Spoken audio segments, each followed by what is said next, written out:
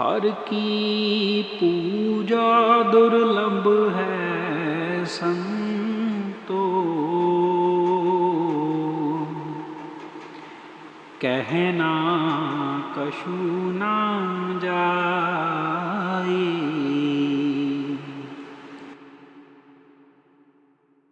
14 सितंबर एतवार के दिन आज बाबा जी ने डेरे में सत्संग फरमाया।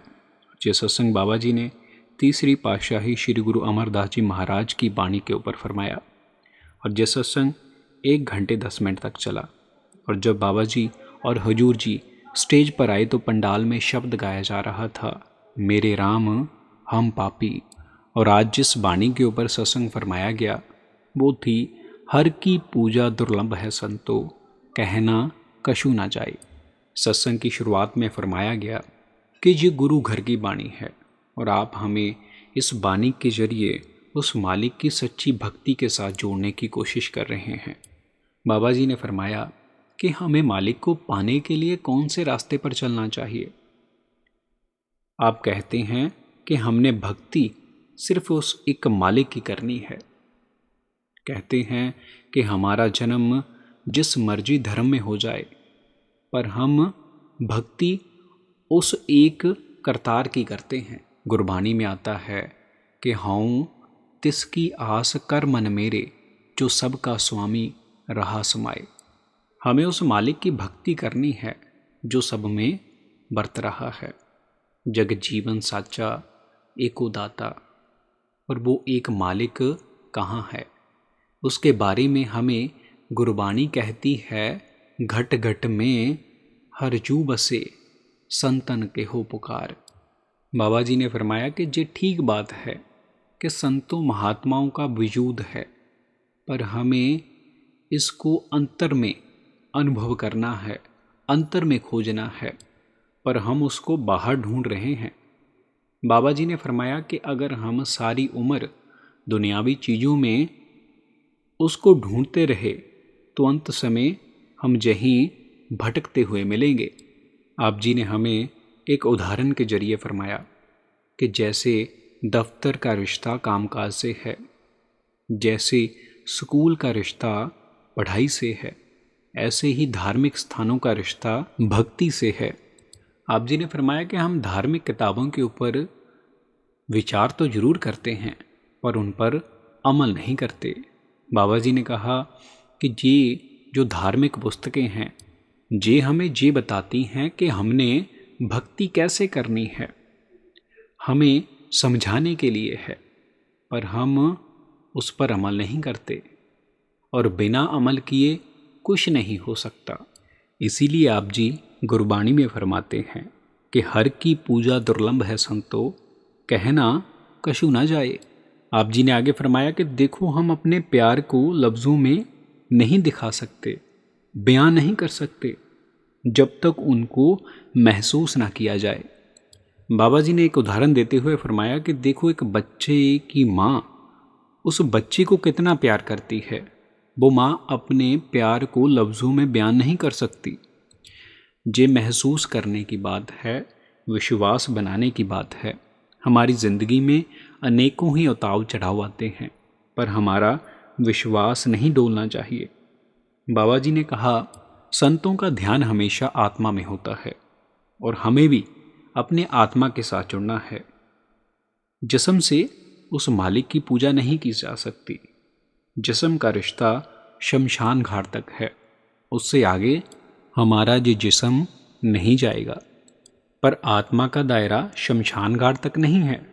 परमात्मा ने 84 लाख जूनियाँ बनाई हैं, जिसमें से इंसान ही एक ऐसी यूनी है जो कर्म जूनी भी है और भोग जूनी भी है। इंसान को छोड़कर जहाँ पर जितनी भी जूनियाँ हैं वो सिर्फ भोग जूनियाँ हैं। पर इंसानों को मालिक ने विवेक की ताकत दी है, सोच समझ की ताकत दी है, और हमने उस विवेक की ताकत को सोच समझ के साथ इस्तेमाल करना है। हमने किसी भेड़ चाल का हिस्सा नहीं बनना है। हम जब तक परमात्मा के साथ नहीं जुड़ते तब तक हमारा पार उतारा नहीं हो सकता। बिना परमात्मा के मिलाप से हमारी ज़िंदगी बेकार है। हमें अपनी ज़िंदगी के असल मकसद को पहचानना चाहिए। बिना उस मकसद के हमारी ज़िंदगी किसी काम के नहीं है। हम तो ये सोचते हैं कि हम जहाँ पर पैसा कमाने के लिए आए हैं, बाल बच्चा पैदा करने के लिए आए हैं, या फिर जहाँ पर जायदादें इकट्ठी करने आए हैं, पर हमने असल की पहचान करनी है, भजन बंदगी में लगना है, जो हमारा असल काम है। आप जी फरमाते हैं कि हमें मालिक ने इंसानी जामा बख्शा है। वो इसलिए बख्शा है कि हम मालिक को पा सकें, उसकी भक्ति कर पाएं। बाबा जी फरमाते हैं कि भक्ति का असल साधन कौन सा है? पुण्य दान जप तप जेते सब ऊपर नाम, हर हर रसना जो जपे तिस पूरन काम। अगर हम अपनी ज़िंदगी में पुण्यदान करते हैं तो हमें जीवन अच्छा मिल जाएगा, पर मुक्ति हासिल नहीं हो सकती। आप जी ने कहा ये तो हमारे कर्म हैं। अगर हम अच्छे कर्म करेंगे तो अच्छों का भी हिसाब किताब देना पड़ेगा, और अगर हम बुरे कर्म करते हैं तो हमें बुरे कर्मों का भी हिसाब किताब देना पड़ता है। पर हमारे इन अच्छे बुरे कर्मों से हमें 84 से छुटकारा नहीं मिलेगा। आप जी फरमाते हैं कि हमारी ज़िंदगी का असल उद्देश्य क्या है? जीवन सुधारना या फिर आवन जावन को ख़त्म करना? बाबा जी ने फरमाया कि हमें तो आने जाने से छुटकारा पाना है, और वो कैसे होगा? जब हम नाम जप करेंगे, जब हम भजन सिमरन करेंगे। मीराबाई ने अपनी बानी में फरमाया है, पायो जी मैं नाम रतन धन पायो, वस्त अमोलक दी मेरे सतगुर, कृपा कर अपनायो, जन्म जन्म की पूंजी पाई, जग में सबे गुवायो। मीराबाई मेवाड़ की रानी थी। उसके पास धन दौलत की कोई कमी नहीं थी, पर कमी थी उस परमात्मा की। और कोई यहाँ पर राम कह रहा है, कोई कृष्ण कह रहा है, कोई कुछ कह रहा है तो कोई कुछ, पर बात तो उस परमात्मा की है जिसको उसने अंतर से पाया है। जब वो अंतर से उस परमात्मा के साथ जुड़ी तो उसका अपने आप बाहरी चीज़ों से मुंह मुड़ गया। पर हम जहाँ पर दिन रात दुनियावी चीज़ों को इकट्ठा करने में लगे हुए हैं, पर इसमें से कोई भी चीज़ हमारे साथ नहीं जाएगी, हमारे काम नहीं आएगी।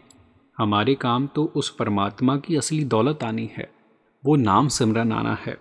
अगर हमारे पास वो नाम की दौलत नहीं है तब हमें बार बार 84 के चक्रों में आना पड़ेगा।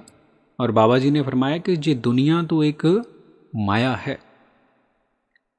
हम माया किसे कहते हैं? आए जाए सो माया।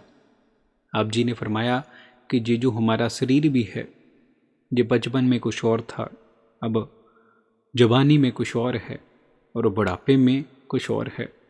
इसका मतलब ये है ये भी माया का हिस्सा है, जो बदलता है, जो आता है जाता है, वो माया का हिस्सा है।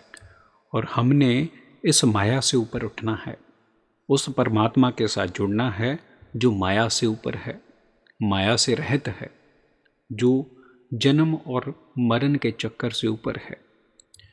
उसकी भजन बंदगी में लगना है। हमारी आज की इस वीडियो में सिर्फ इतना ही।